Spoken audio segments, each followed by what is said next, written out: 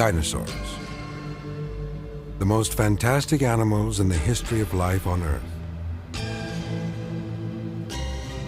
And yet their extinction remains a mystery.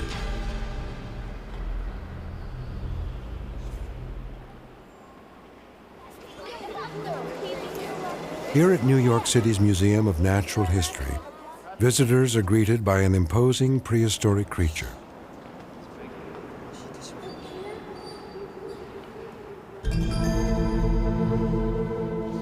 Barosaurus, whose name means heavy lizard, stretched a staggering 80 feet long and stood as tall as a 5-story building.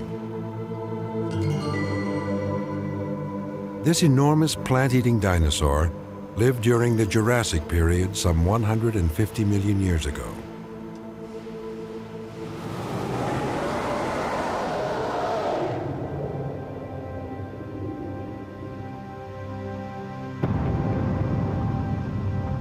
At the time, dense forests up to 300 feet tall blanketed the Earth.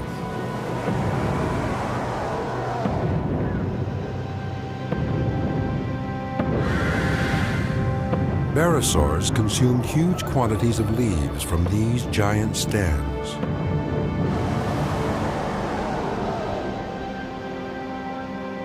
Throughout the ages, animals of every shape and size have relied on plants for sustenance. Whenever new flora appear, the effect on the animal kingdom can be dramatic. In the rise and fall of dinosaurs, the evolution of plants played a surprisingly significant role.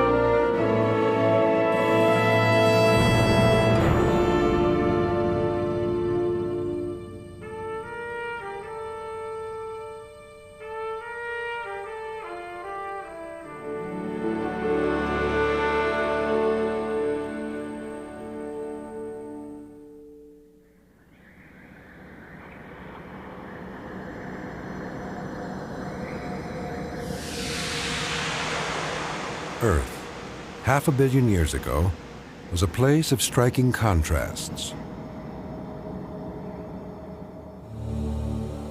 Long before the first four-legged creature ventured onto shore, before dinosaurs were even a dream, Earth was a barren wasteland. But the ocean teemed with plants and animals of all shapes and sizes. Beyond the water's edge, no living thing could survive.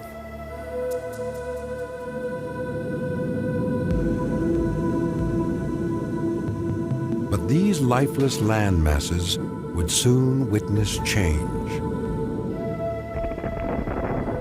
Vast islands of rock and sand collided again and again, creating larger continents. The collisions thrust mounds of earth upward through the planet's fault lines. Over time, these rising hills would evolve into the world's great mountain ranges. These lofty giants caused major shifts in the climate. The deluges carved winding paths through mountainsides, converging into powerful bodies of water.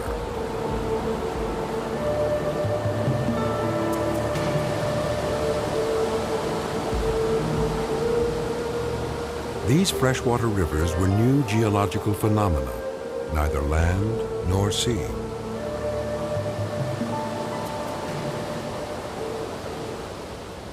In time, our sea-dwelling ancestors would feel their lure and make their next evolutionary move.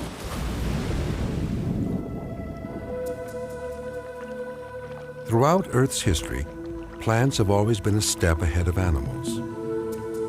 About 400 million years ago, plants began to sprout along the water's edge. In time, insects and the common ancestor to both dinosaurs and humans, amphibians, began to populate this new green landscape. 50 million years after their arrival, a few simple plants had evolved into lush forests, habitats that would lure the first curious river creature onto land.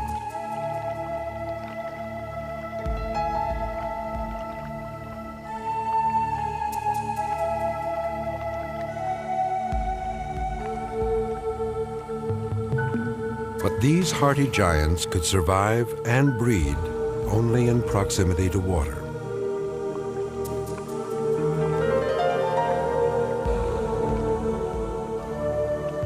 The trees were actually tree ferns with stems and leaves that reproduced through spores. Earth's early trees had no flowers or seeds. Vegetation had yet to appear further inland, so animal life was also confined to the shores.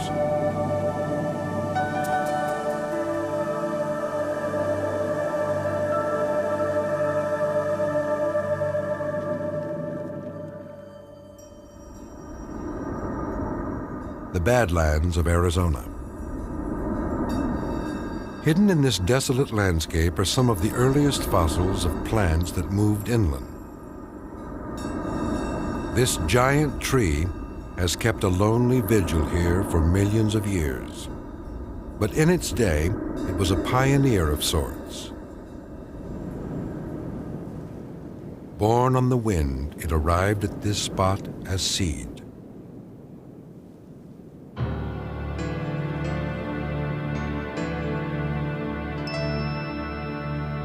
This is a 320 million year old plant fossil, its round seed harboring a tree. Because trees had deep roots, they could weather many seasons even on arid land.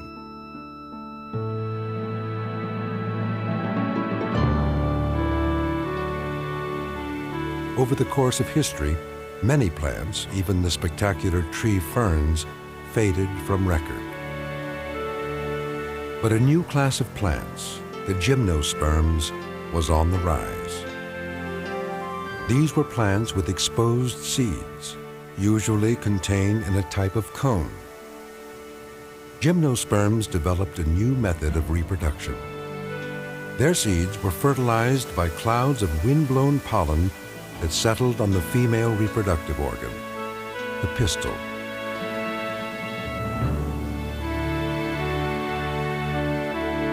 Plants like these conifers could now proliferate inland, awaiting the day of the creature that would rule the forest for years, the dinosaur. 230 million years ago, during the Triassic period, when the first dinosaurs would appear, the planet underwent another major transformation.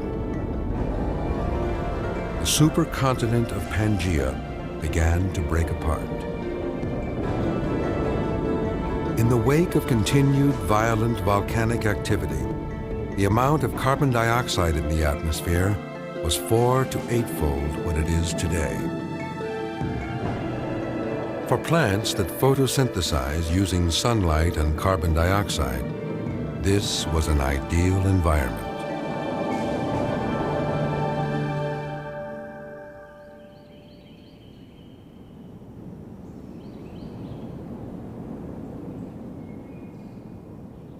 Back in the Triassic Age, North America's forests probably looked a lot like this.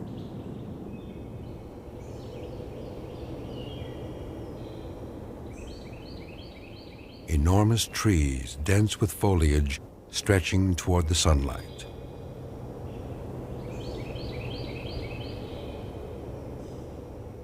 Land that for eons lay exposed to the sun's harsh rays now rested under a protective canopy.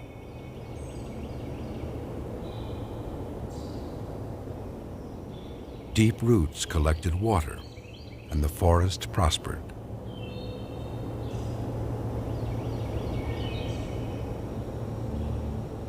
The new plant life was an attractive food source for the herbivores that were populating land's interior, and later, the meat-eating reptiles that preyed on them. Among these distant relatives of Ichthyostega, the first creature to set foot on land, were the world's first dinosaurs.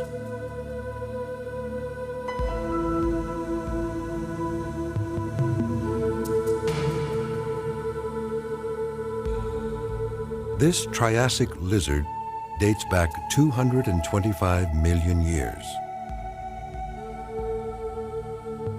Lacking the sharp teeth of its carnivorous kin, it's considered to be one of the earliest plant-eating dinosaurs.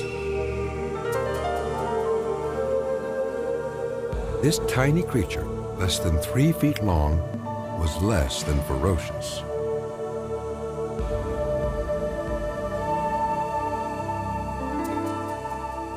But over nearly 50 million years, the small dinosaurs began to grow in stature and design. From grazers to high browsers, their size reflected a wide range of feeding adaptations.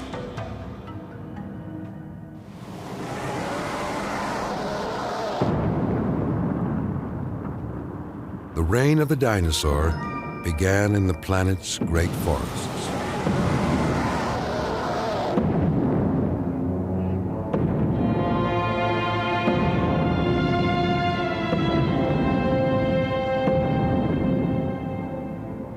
Dinosaurs of fantastic proportion had evolved perhaps to take advantage of the plentiful food supply in the forest canopy.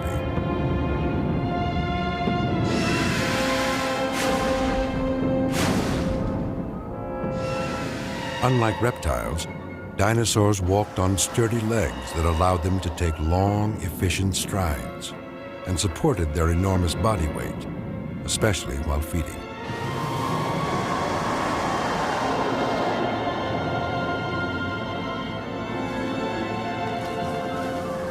By developing longer necks, the Barosaurus and other sauropods could feast on leaves in the treetops beyond the reach of other animals.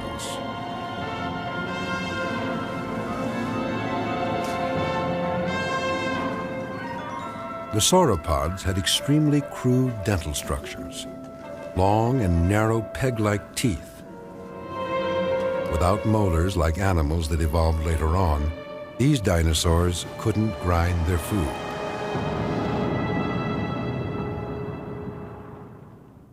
Plant-eating dinosaurs in the Jurassic period swallowed stones quite regularly to help them break up the plant material that they swallowed. Sauropods did not want to add too much weight onto the head, and of course teeth are very heavy. So if sauropods were grinding up their food in their mouths, they would have a problem with this because that would mean they would have to have a lot of teeth in their jaws. The teeth are heavy, and that gives them a balance problem with their long necks. So what sauropods did instead was swallow stones, which went down into possibly a gizzard in the gut region, but certainly into the stomach as well. And the stones would rub together and grind up the plant material. Barosaurs only used their limited jaws for simple tasks, carrying food from the forest canopy. The gymnosperms of their era had softer leaves than today's conifers.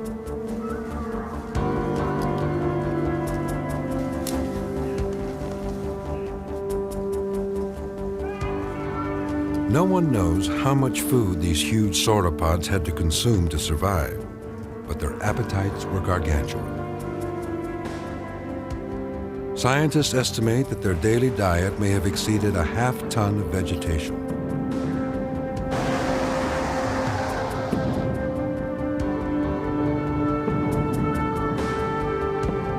Grazing voraciously, dinosaurs, with the help of newly arrived insects, were cutting a devastating swath across the landscape.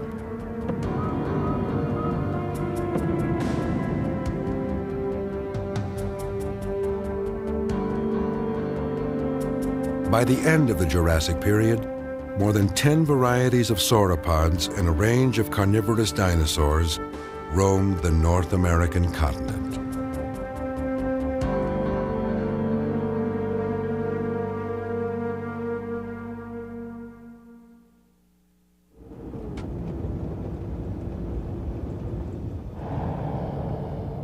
While browsing dinosaurs grew in size and range, plants were undergoing their own evolutionary breakthrough. This is Westwater Canyon in Utah. Ancient plant fossils of an entirely new variety have surfaced here. Neither a tree fern nor a gymnosperm, these plants had oval-shaped leaves. Their arrival would revolutionize the plant kingdom and, in time, alter the ecology of the Earth.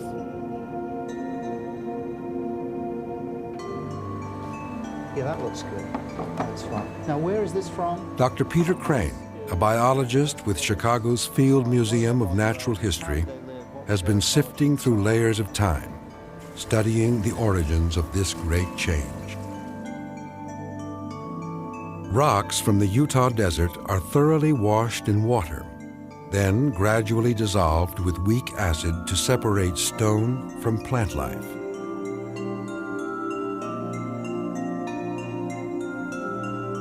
Soon, a tiny flower petal shaped like a tulip emerges. The unlikely catalyst of major change in the Earth's ecology, the angiosperm, or flowering plant.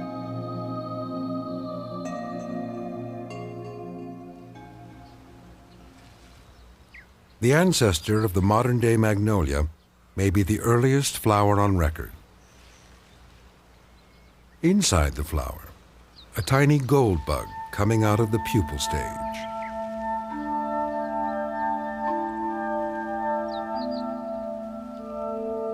It's likely that relatives of this insect contributed to the revolution of flowering plants.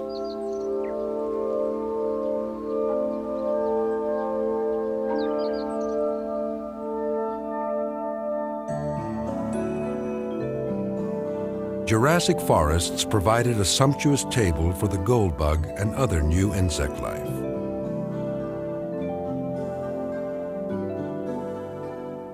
Pollen from flowering plants drifted through the forest like a soft rain.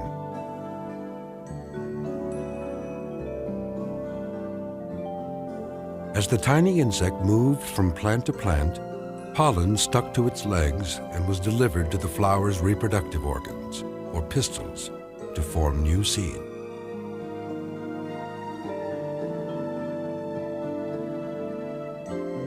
With the help of the goldbug, flowers spread across the landscape.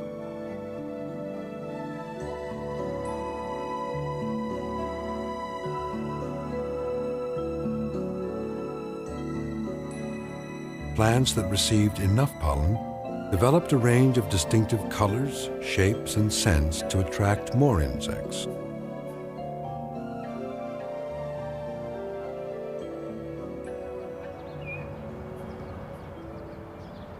In his outdoor laboratory, Cornell University biologist Dr. Carl Nicholas observes nature's age-old alliances at work.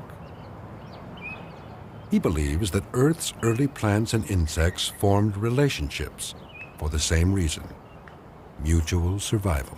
Insect pollination allows a plant to transport pollen from one individual to the next, using the brain of the insect to identify the same kind of plant as the donor of the pollen. So, for example, you can have angiosperms that are separated by many miles, two flowering plants of the same species, separated by many miles, and the insect can transport pollen over that mileage. Plants can't move, but insects can. Gymnosperms tend to rely on wind for transport of pollen, so they can transport their pollen only a short, relatively shorter distance. So you can get widely scattered angiosperms that are still reproductively successful. If you widely scatter pine trees, they're not as reproductively successful. The new flowering angiosperms had another advantage over other plants: the speed at which they reproduced.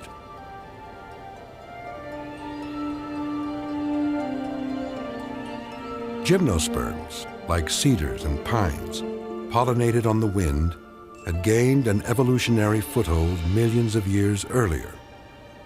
But once their pollen reached the pistil, it took a full 6 months to a year for the fertilization process to complete. The new flowering plants were dramatically more efficient. Once the pollen grains reach the stigma or opening on the pistil, they germinate, extending a pollen tube to deliver sperm to the ovary. Fertilization takes only 3 minutes after an infusion of pollen. Even the slowest of plants can fertilize within 24 hours. During the Cretaceous, for the very first time, there was a partnership that was established between flowering plants and insects. Before that time, it was an antagonistic relationship. The insects were eating the plants. But with the evolution of flowering plants, a kind of hand-and-glove relationship began to evolve. Flowers started changing their reproductive structures to accommodate the insects that were visiting them, and insects were beginning to change their morphology, their shape, to accommodate the visiting of flowers. Nectar produced by flowering plants was a powerful lure for their partners in evolution.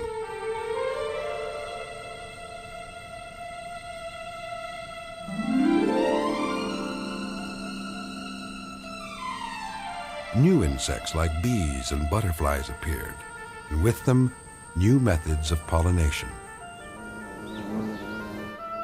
Only one type of bee can help fertilize this ginger plant. Using its long tongue, it skillfully opens the petals of this flower. Pollen inside sticks to the bee's head and is later delivered to other flowers.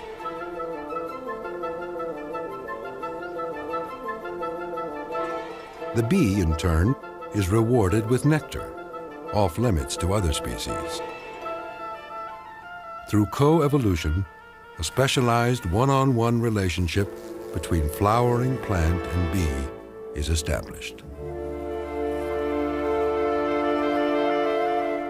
The cooperative effort produced an explosion of insects and flora of virtually infinite texture and design.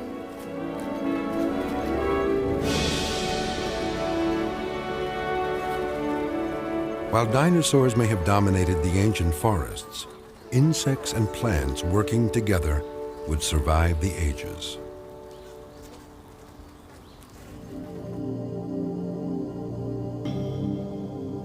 Flowering plants soon dominated the temperate regions of the North American continent, and gymnosperms receded further north.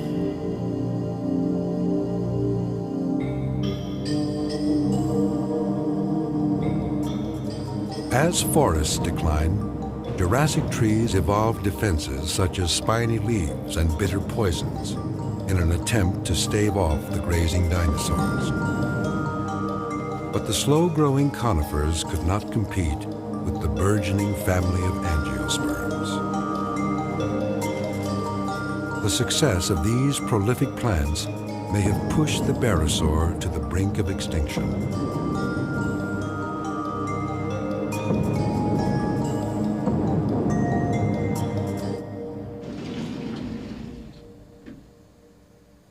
Layers of history reflect these changes. Cornell's Dr. Nicholas has collected more than 18,000 plant and insect specimens from around the world. These ancient fossils tell the story of life's evolutionary struggle.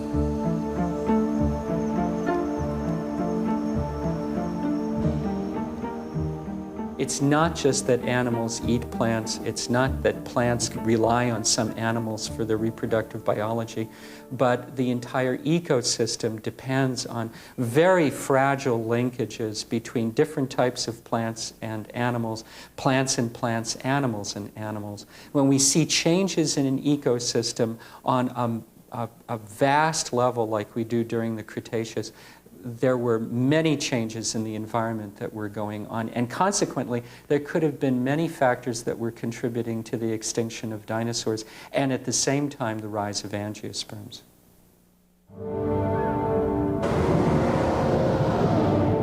No change could have been more dramatic for the dinosaur than the decline of Earth's great conifer forests. Populations that had lived for millions of years on nature's bounty dwindled in the wake of change.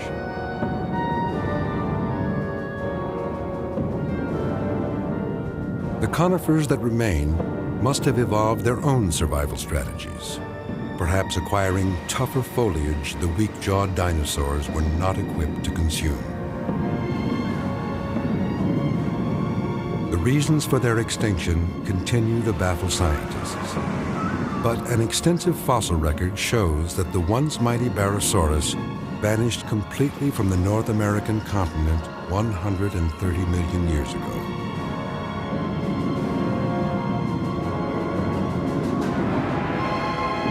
More than 10 different species of dinosaurs left their footprints here during the Jurassic period. By the Cretaceous, when flowering plants exploded onto the scene, all but one had become an ecological casualty.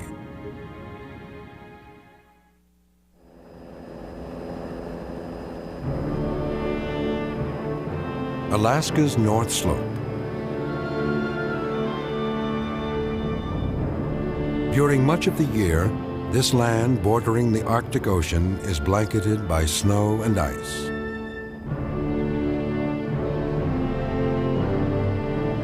Beneath the permafrost are some of the world's largest oil reserves. But there are other riches buried here.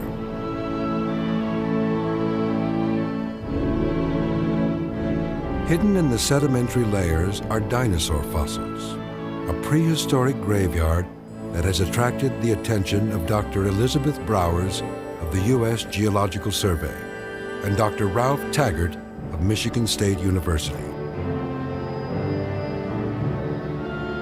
Together, they have unearthed fossils from the strata dating back to a period after the birth of angiosperms.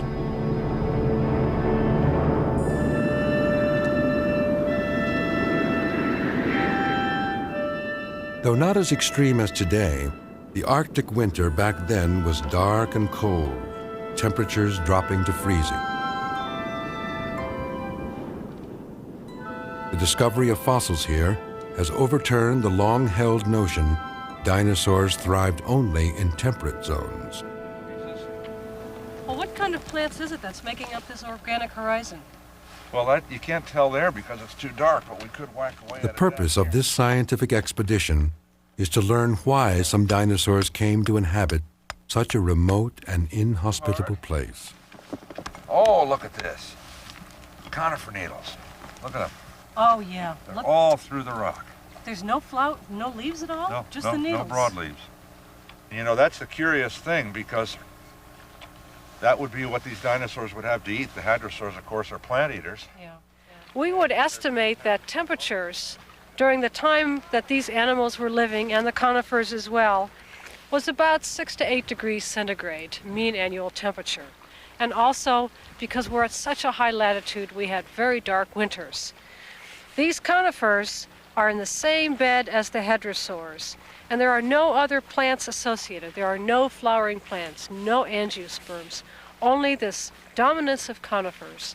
It's clear that the hadrosaurs had to be eating the conifers, and this is how they survived throughout the year, especially during the winter as well. This right here is what I've been looking for. It's a little bit gray, it's a light gray color, when it's weathering, but you see when it's fresh, it's very dark and it's full of organic material, a lot of plant material. Well, what are those light-colored pieces? Oh, look at this. Oh. Here's a piece of a hadrosaur. Hey. This is a hadrosaur. What is it? Wow, a hadrosaur toe bone. Oh, that's fantastic. Spectacular preservation. You see how good that is? What we're Oh. dealing with here is really a history. It's almost as if somebody had put together in a book the history of this some point on this ancient Alaskan landscape. So at this, down here in our book, all the pages are in the form of layers of mud that are coming in, probably with seasonal floods from the neighboring river. And those, during that time, mostly plant debris, mostly conifer needles was accumulating. As we move later in time and these deposits thicken up, this is no longer just sort of accumulating mud and leaf litter. It's almost a swampy area, a little back swamp away from the main channel in which there was a great deal of organic material accumulating, almost a coal. If there was more organic material, this would almost be a coal. But this is the environment where the dinosaur bones were sweeping in. Now this also has conifer needles in it, but they're not as concentrated as the conifer needles in the other deposits, and they're harder to see because it's against a very, very dark background. So the basic vegetation was the same, but this is at this point in the history of this one spot that we're standing on, now dinosaur bones were washing into this site. The dinosaur discovered in Alaska is a plant-eating hadrosaur called Edmontosaurus, which first appeared around the mid-Cretaceous. Fossils of Edmontosaurus have surfaced in locations across North America. This dinosaur, it seems, filled the evolutionary niche left by the larger sauropods.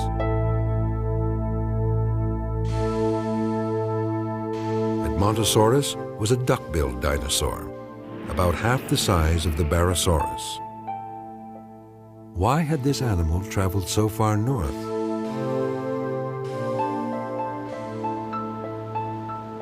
The answer, according to Dr. Taggart, may lie with the plant fossils discovered near Edmontosaurus.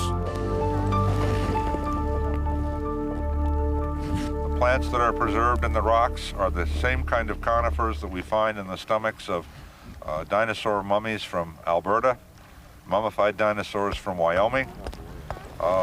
Clearly the dinosaurs up here must have been preferentially eating this kind of vegetation.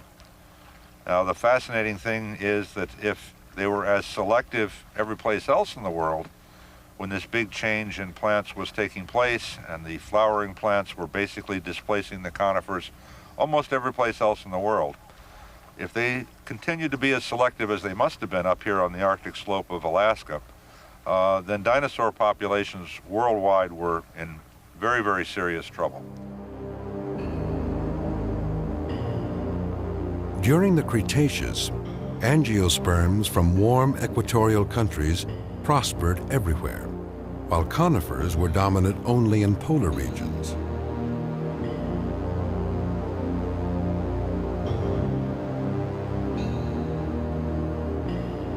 Without an ample food supply, Edmontosaurus was forced to migrate from its temperate home toward conifers in the Arctic reaches.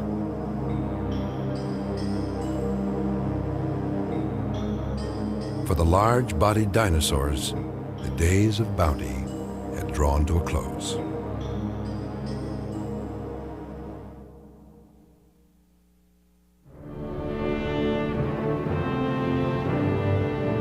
Alberta, Canada. In this strangely sculpted landscape, the final chapters of the dinosaur age unfold. The Red Deer River, also known as the River of Time. The layers of sediment lining its banks date from the last 100 million years of the dinosaur. From this region came fossils of a new type of plant-eating dinosaur.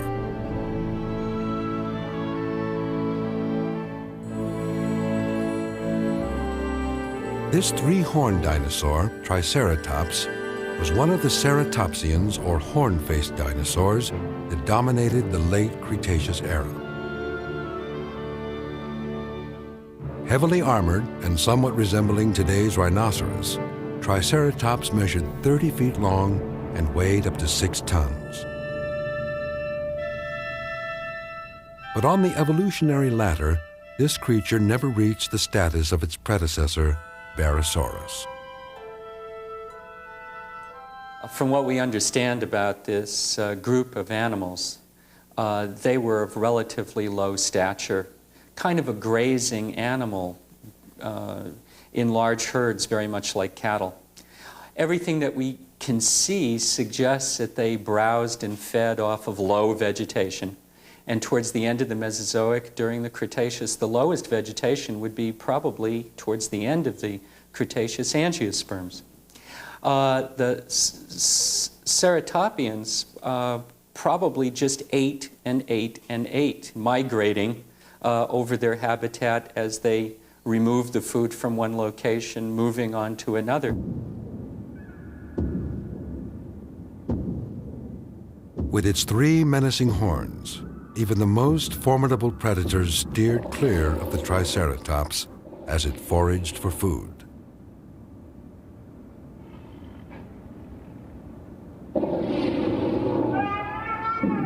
But what distinguishes Triceratops in the historical record was its ability to adapt where others couldn't.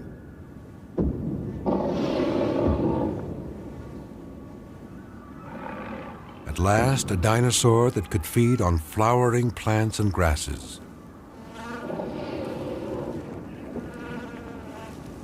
In this landscape full of life, it is hard to imagine that the dinosaur age was fading. Meanwhile, in the shadow of the prospering Triceratops, angiosperms had begun to seek new partners in evolution.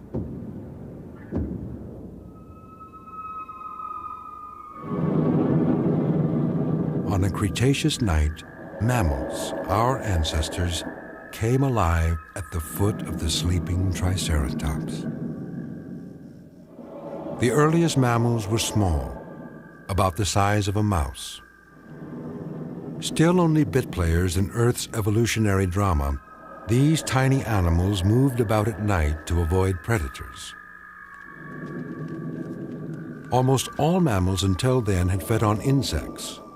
But as angiosperms gained more ground, mammals expanded their diet. As a result of this change, flowering plants were dispersed to an even larger domain.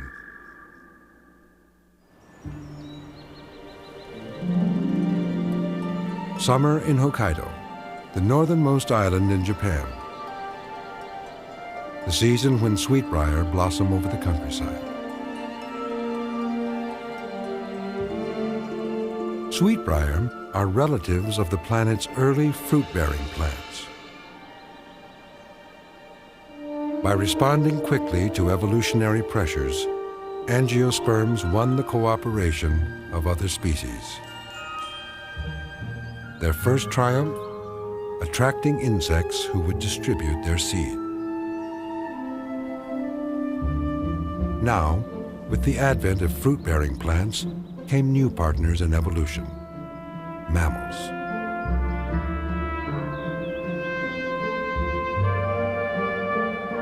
Mammals disperse the fruit seeds to places they may never have reached otherwise.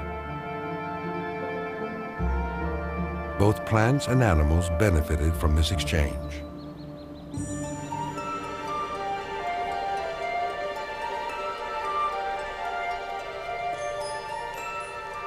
Ecologist Dr. Yumoto of Japan's Kobe University has been conducting field research in Southeast Asia and Africa to study how plants and animals interact.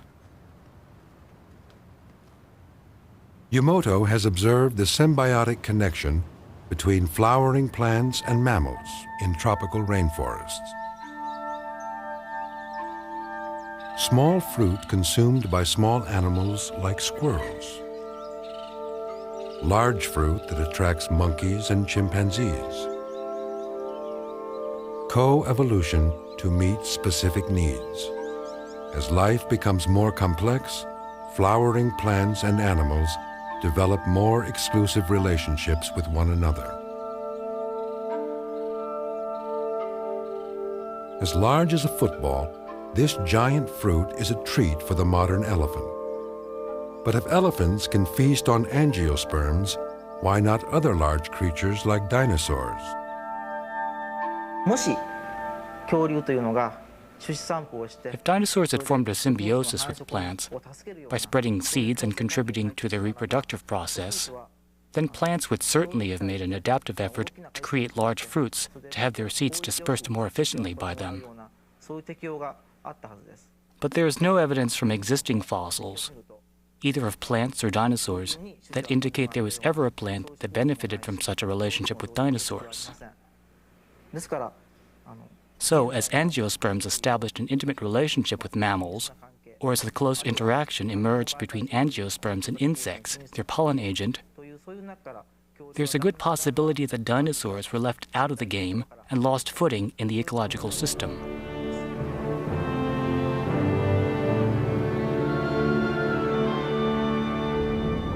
Without enough food, the planet's remaining dinosaurs would slowly die out.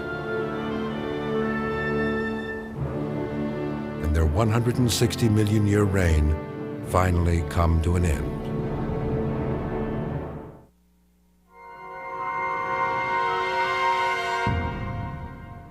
Despite lifetimes of research by paleontologists, no one knows the exact cause of the dinosaurs' mass extinction at the end of the Cretaceous period. But it's now thought that most dinosaurs were in decline at the time of a cosmic collision 65 million years ago.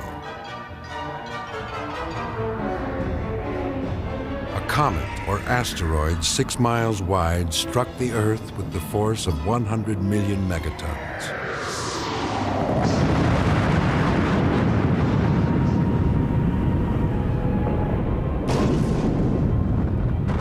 The impact created a worldwide firestorm and hurled a cloud of dust and debris into the atmosphere, blocking out the sun.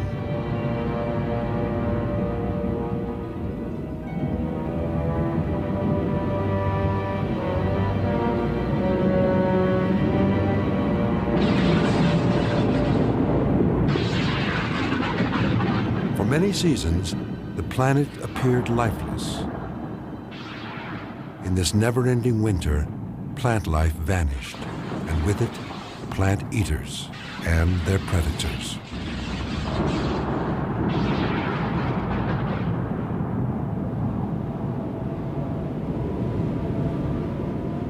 The dinosaurs could not withstand this final blow.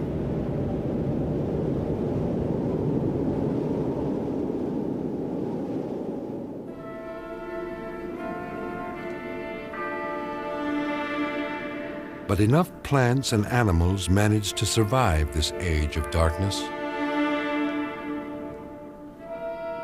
Mammals, that for millions of years had lived in the shadow of the dinosaur, could fill the evolutionary niches left behind.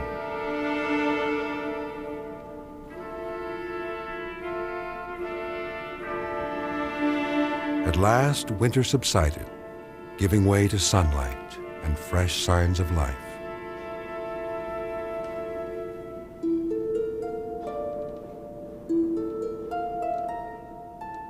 With the demise of the dinosaurs, mammals flourished in every corner of the globe.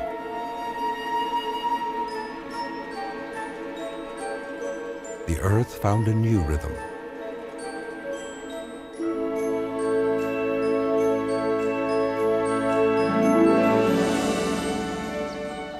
And an evolutionary dance with different partners had begun.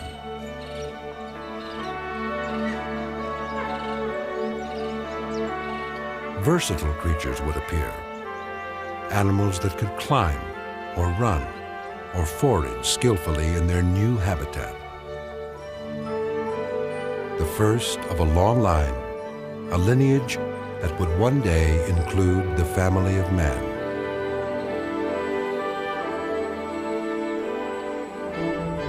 all owe their existence in some measure to a cooperative relationship with plants.